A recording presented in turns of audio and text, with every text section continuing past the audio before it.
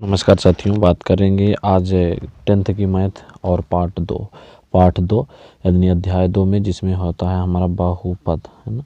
बहुपद।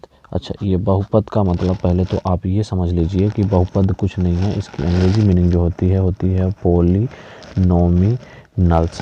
पॉलिनोमिनल्स का मतलब ये होता है कि इसमें दो चीज़ें आपको पहले बेसिक क्लियर होनी चाहिए। नंबर एक, चर क्या होता है, यानी कि चर संख्याएँ और अचर संख्याएँ। जी हाँ, चर और अचर दो संख्याएं जब क्लियर रहेंगी तो आपका बेसिक कंसेप्ट क्लियर होता चला जाएगा। चर का मतलब होता है एक्स वाई जेड एनीथिंग, मतलब कि ए बी सी डी से संबंधित जो शब्द आएंगे वो क्या कहलाएंगे, चर। फिर जब उसके बाद बात करेंगे तो अचर। अचर का मतलब होता है संख्या के रूप में 1, 3, 5, 7 anything, that's called so on. बस ये दो बातों का विशेष ध्यान रखना, और इन दो बातों के हिसाब से क्या होगा कि हमारी जो मैथ रहेगी कौन सी बहुपद का पाठ, वो क्लियर हो जाएगा। तो बने रहिएगा। आज बात करेंगे बहुपद क्या होते हैं, कैसे होते हैं, और इनका पहला यानी कि आज 1.2 पाठ का एक प्रश्नावली यहाँ पे चलती है, तो प्रश्नावली यहाँ पे डिस्कस किया जाएगा। प्रश्नावली 2.1 में कुछ नहीं है, सिंपल सी बात है कि ग्राफियन है ना। ग्राफ के रूप में आपको यहाँ चित्र में दिख रहा होगा, ग्राफ के रूप में। तो इसमें देखिए, पहले ग्राफ में जो आपको दिखेगा वो कुछ नहीं दिखेगा, सिर्फ ऐसा कुछ दिखेगा। ये एक्स अक्ष हो जाएगा, ये वाई अक्ष हो जाएगा।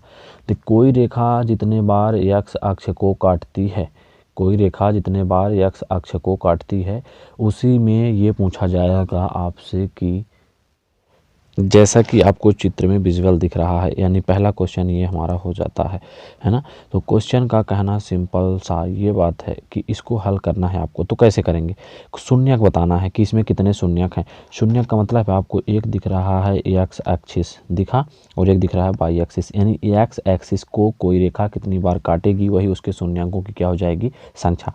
तो देखिए यहाँ पे या वाई एक्सिस पर एक रेखा दिख रही है आपको, क्या ये एक्स एक्सिस यानी इस वाली एक्सिस पे काट रही है, इसको नहीं काट रही है। इसका मतलब ये है कि इस रेखा के जब तक एक्स अक्ष को कोई रेखा नहीं काटेगी तब तक कोई शून्यक नहीं होगा, यानी इसके शून्यकों की संख्या क्या हो जाएगी, याद रखिएगा 0। पहले का आंसर 0। ये क्या है, ये था अपने को 2.1 का पहला क्वेश्चन, है ना। पहले के आई में से हो जाएगा क्या, शून्यकों की संख्या 0। फिर बगल में आपको दिख रहा है एक्स एक्सिस और वाई एक्सिस दिखी होगी। एक्स एक्सिस में कितनी बार ये रेखा एक्स एक्सिस को काट रही है, या फिर एक्स एक्सिस हमने कहा एक्स एक्सिस से कितनी बार होकर गुजर रही है, ये मुझे बताना है। तो जैसा कि इसमें आपको दिख रहा है सिर्फ एक बार एक्स एक्सिस को यहाँ पे इस बिंदु पे काटती हुई दिख रहा है एक बार, यानी इसमें शून्यकों की संख्या हो जाएगी 1। इसके बाद आगे बात करेंगे जब कि एक्स एक्सिस को क्वेश्चन इस वाले थर्ड में एक्स एक्सिस को ये रेखा कितनी बार काट रही है। रेखा बोलें तो ये लाइन हमने खींच दिया एक्स एक्सिस में, तो आपको यहाँ पे विजुअल होगा 1, 2, और इसी रेखा पे आगे आएंगे तो दिख रहा है 3। 1 ये दिखा, अब आगे जाएंगे 2 और ये जगह 3, यानी कि यहाँ पे क्या बताएंगे, शून्यकों की संख्या कितनी हो जाएंगी, 3। तीसरे में यानी कि 2.1 के तीसरे यानी कि थर्ड आई में, पहले क्वेश्चन के थर्ड आई में, यानी कि आपको दिख गया 3। फिर पार्ट 4 की जब बात करें तो ये आपको दिख रहा है 4th, यानी कि एक्स एक्सिस को कोई रेखा कितनी बार काट रही है। तो हमें विजुअल है कितनी बार, 1 बार और 2 बार, मतलब कि इसमें शून्यकों की संख्या कितनी हो जाएगी, 2। इसके बाद जब बात करेंगे जस्ट अगले क्वेश्चन की, अगला क्वेश्चन आपको स्क्रीन पे दिख रहा होगा कि एक्स एक्सिस को कोई रेखा कितनी बार काट रही है। तो 1, 2, 3, 4 बार दिखा आपको जी। तो क्या बताएंगे कि इसमें शून्यकों की संख्या कितनी हो जाएगी, 4।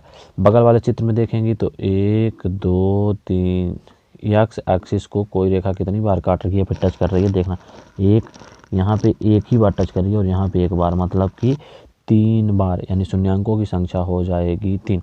इस तरह से हमारा 2.1 प्रश्नावली खत्म होती है, यानी 2.1 प्रश्नावली कंप्लीट हुई, जिसमें शून्यकों की संख्या पूछा गया। चित्र अगर आपको दे देगा उसमें पूछेगा शून्यकों की संख्या, तो आपको सिर्फ टारगेट करना है एक्स एक्सिस को कोई रेखा कितनी बार काट रही है। जब एक्स एक्सिस को कोई रेखा कितनी बार काटेगी उतनी उसकी क्या हो जाएंगे, शून्यकों की संख्या। बने रहिएगा वीडियो के अंत तक। अब अंत तो ये नेक्स्ट, और अब पाएंगे आप क्लास को पाने के लिए सब्सक्राइब करेंगे 2.2 के लिए। बात करेंगे आज 10th मैथ में प्रश्नावली 2.2 का पहला नंबर क्वेश्चन जो ये कहता है क्वेश्चन कि निम्न द्विघात व्यंजकों के शून्य की जांच कीजिए और शून्यकों तथा गुणांकों के बीच के संबंध की सत्यता की जांच कीजिए। जी हाँ, तो इसमें से पहला क्वेश्चन जो हमारा है यानी कि x square minus 2x minus का 8 आपको इस दिख रहा है। कभी भी यानी कि शून्य की जांच करने सबसे पहले हम लोग x का मान की जांच करेंगे, दैट्स कॉल्ड शून्य, फिर शून्य की जांच करेंगे, फिर शून्य के सही है कि गलत है कि सत्यता की जांच करेंगे। तो सत्यता की जांच करने के लिए हमारे पास दो चीज़ें होनी चाहिए। पहले x का मान निकालते हैं। तो x का मान निकालने के लिए हमें पता है कि जो हमारा समीकरण होता है बहुपद यानी द्विघात बहुपद वो इस रूप में होना चाहिए। ए होता है गुणांक एक्स का square minus b x plus minus कुछ भी हो सकता है यहाँ पे बी एक्स और मान लीजिए माइनस यहाँ सी बराबर में 0 होना चाहिए। क्या इस रूप में हमारा ये बहुपद आपको दिख रहा है? तो आप कहेंगे जी हाँ बिल्कुल विजिबल है, इसी रूप में दिख रहा है। यानी देखो एक्स का गुणांक क्या है? कुछ नहीं, ये एक्स का गुणांक माइनस बी होता है एक्स का गुणांक यानी इस वाले पद का, और ये होता है सी बराबर में क्या हो जाएगा हमारा 0। इतनी बात बिल्कुल हमें कंठस्थ होनी चाहिए। चलिए जब आगे बात करेंगे इसके, अब देखो इस यहाँ पे जब x के मान की जांच करना रहता है मतलब कि शून्य, तो सबसे पहले x का यानी कि a देखो x का गुणांक क्या है? कुछ नहीं मतलब 1। जिसका गुणांक कुछ नहीं होता है उसका गुणांक हमेशा 1 होता है, याद रखेंगे। और चैनल को सब्सक्राइब करना नहीं भूलिएगा, इसी तरह की वीडियो आपको कंटिन्यू फ्री में मिलेगी। तो 1 और 8 का सबसे पहले आप करेंगे गुणा।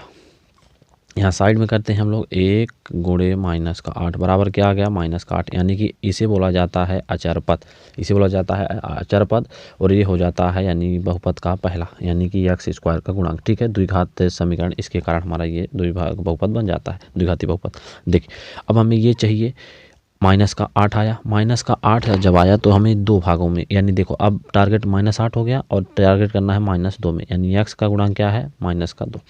अब कैसे पता चलेगा?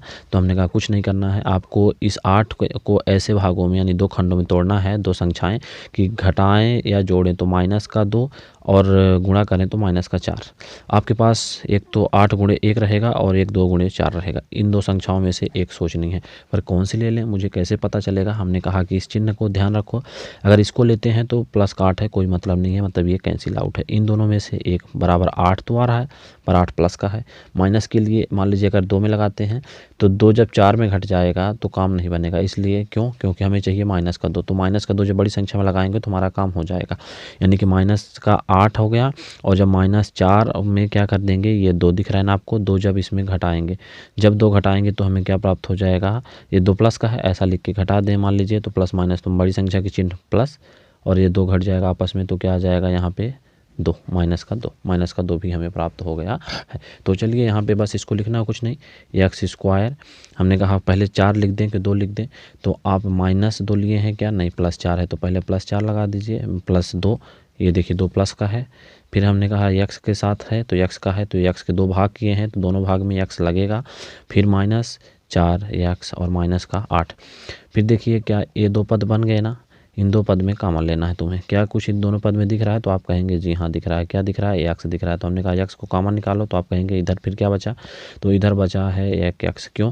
क्योंकि मुझे ये पता है इधर से कि एक्स गुणे एक्स बराबर का होता है एक्स का स्क्वायर।